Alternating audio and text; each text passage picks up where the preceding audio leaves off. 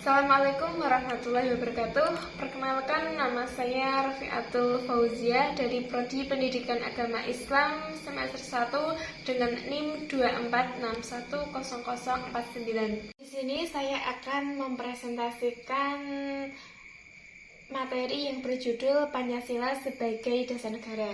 Adapun tujuan Pancasila sebagai dasar negara ada 5.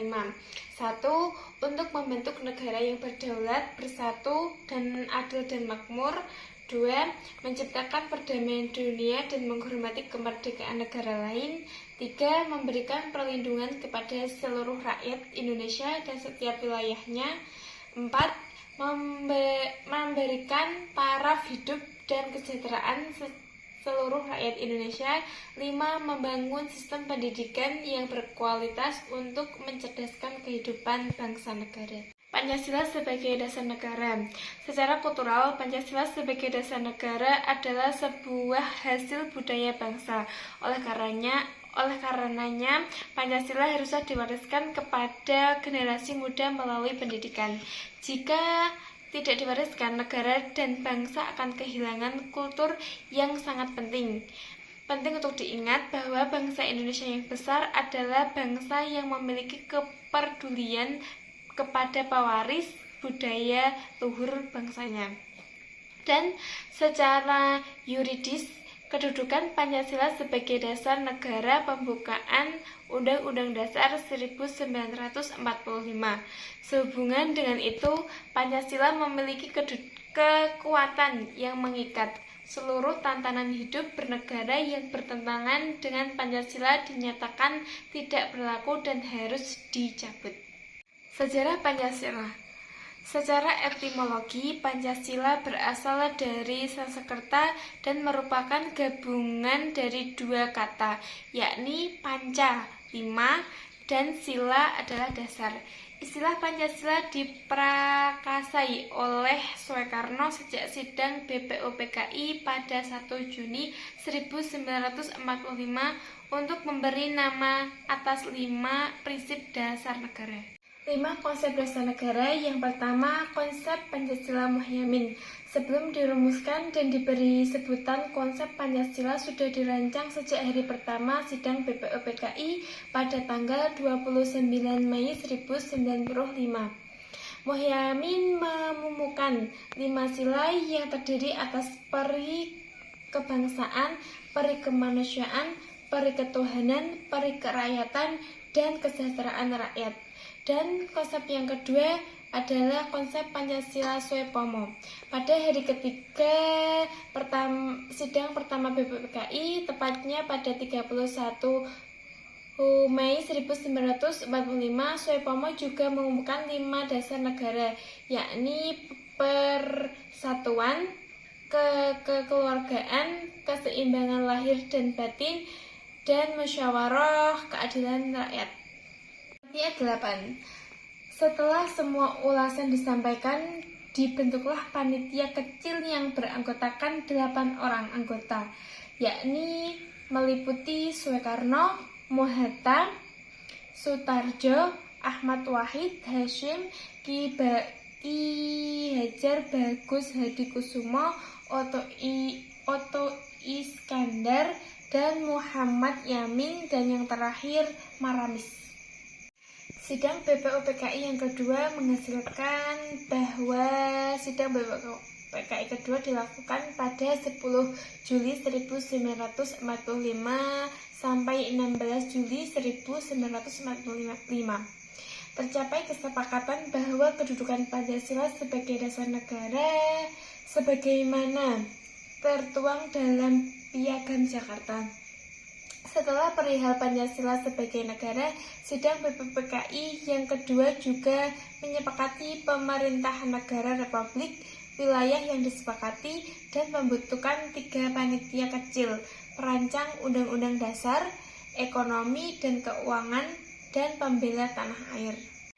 Hasil sidang BPKI pada tanggal 18 Agustus 1945 ditetapkan bahwa sila pertama Pancasila diubah menjadi ketuhanan yang Maha Esa. Syarat Islam dan sejumlah ketentuan untuk menjalankan dihapuskan.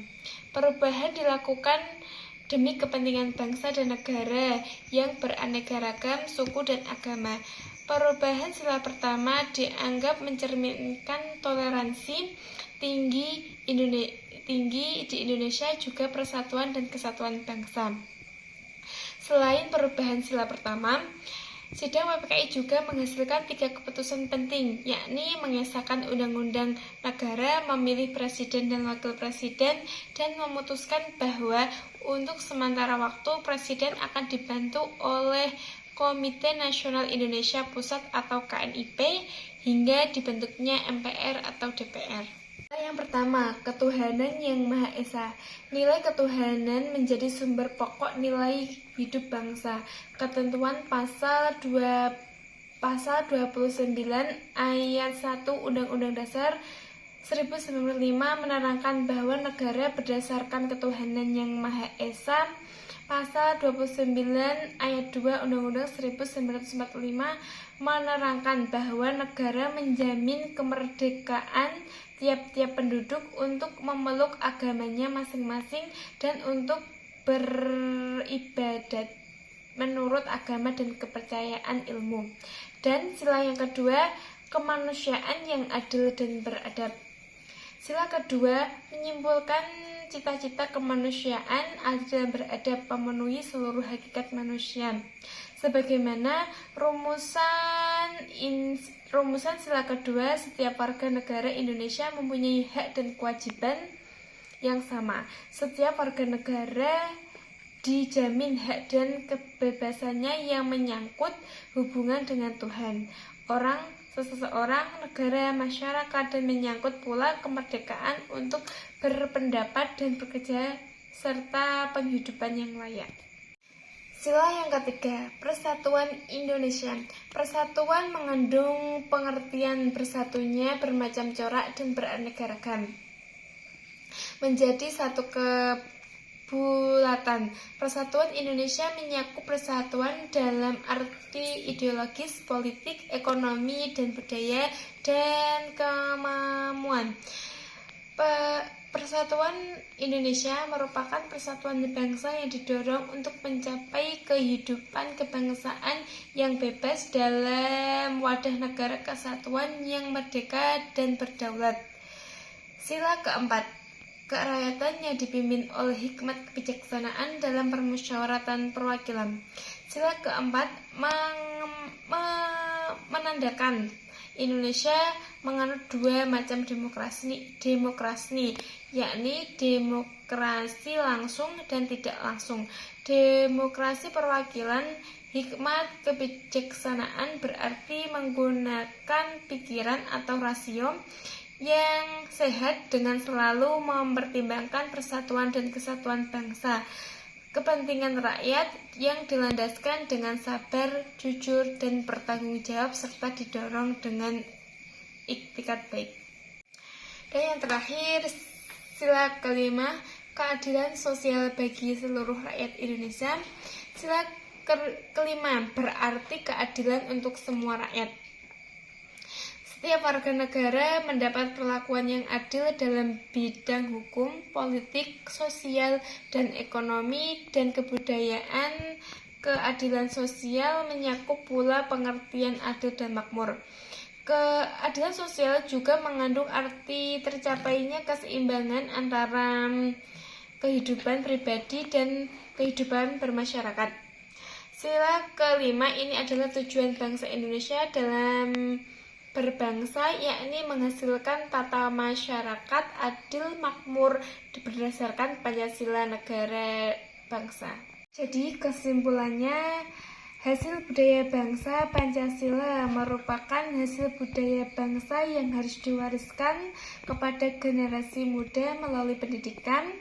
Jiwa dan kepribadian bangsa Pancasila merupakan jiwa dan kepribadian bangsa Indonesia. Pedoman dan prinsip dasar Pancasila menjadi pedoman dan prinsip dasar dalam kehidupan sehari-hari. Terima kasih atas perhatiannya. Sekian saya akhiri sedikit materi tentang Pancasila sebagai dasar negara.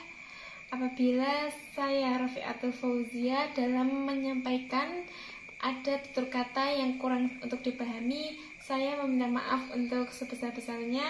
Saya akhiri. Wassalamualaikum warahmatullahi wabarakatuh.